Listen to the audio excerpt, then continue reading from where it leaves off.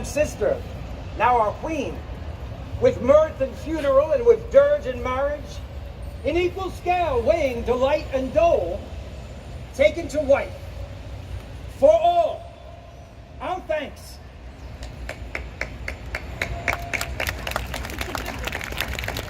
And now, Laertes, what's the news with you? You told us of some suit.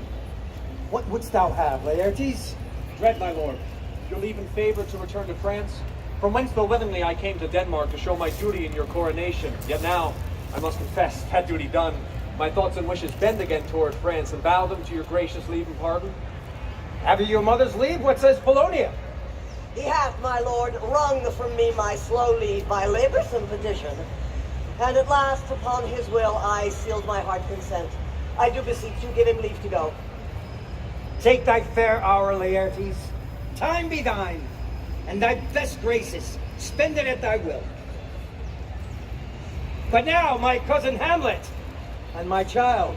A little more than kin and less than kind. How is it that the clouds still hang on you? Not so, my lord. I'm too much in the sun. Good Hamlet, cast thy nighted color off, and let thine eye look like a friend on Denmark. Do not forever with thy veiled lids seek for thy noble father in the dust.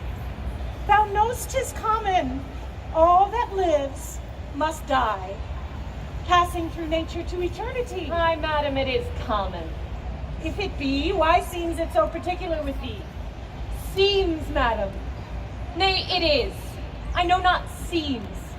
'Tis not alone my inky cloak, good mother, nor customary suits of solemn black, nor windy suspiration of forced breath, no, nor the fruitful river in the eye, nor the dejected havior in the visage, together with all forms, moods, shapes of grief that can denote me truly.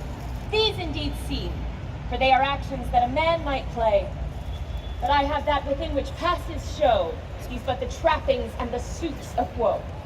'Tis sweet and commendable in your nature, Hamlet, to give these mourning duties to your father. But you must know, your father lost a father. That father lost his. And the survivor bound in filial obligation to do some term of obsequious sorrow. But to persever in obstinate condolement is a course of impious stubbornness. 'Tis hysterical grief. Why should we, in our peevish opposition, take it to heart? Fie! 'Tis a fault against the dead. We pray you, throw to earth this unprevailing woe, and think of us as of a father. For let the world take note, you are the most immediate to our throne.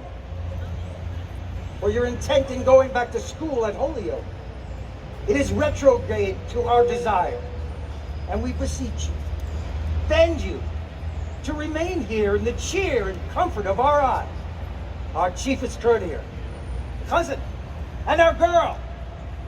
Let not your mother lose her prayers, Hamlet. I pray thee stay with us. Go not to Holyoke. I shall in all my best obey you, madam. It is a loving and a fair reply. Be as ourself in Denmark. Madam, the king's roused the heavens, all brewing again, re-speaking earthly thunder. Come away.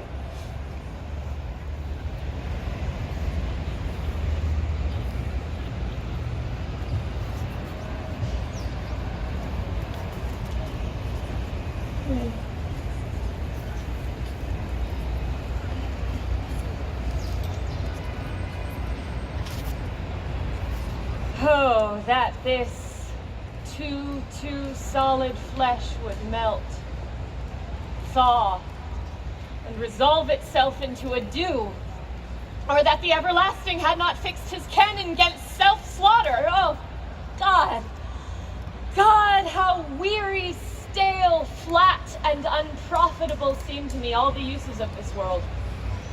Fie on it! Fie, 'tis an unweeded garden that grows to seed. Things rank and gross in nature possess it merely. That it should come to this. But to, not to. So excellent a king that was to this Hyperion to a satyr.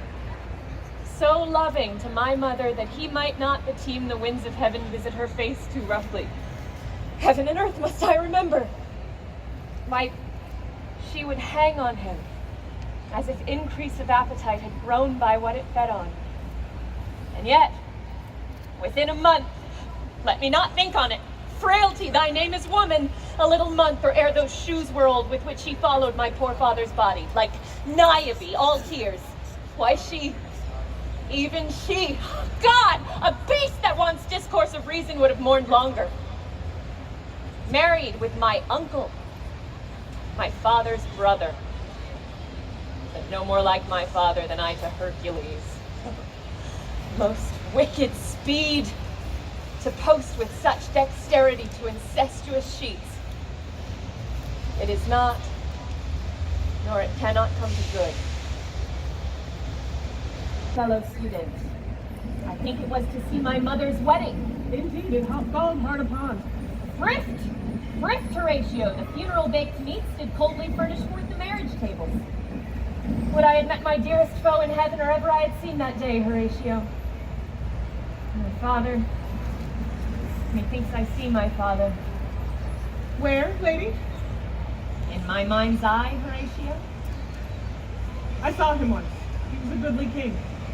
He was a man, taken for all in all. I shall not look upon his like again. Lady, I think I saw him yesternight. Saw who? The king, your father. The king, my father. Seizing your admiration a while with an attent ear, shall I may deliver upon the witness of Marcellus here this marvel to you. For God's love, let me hear.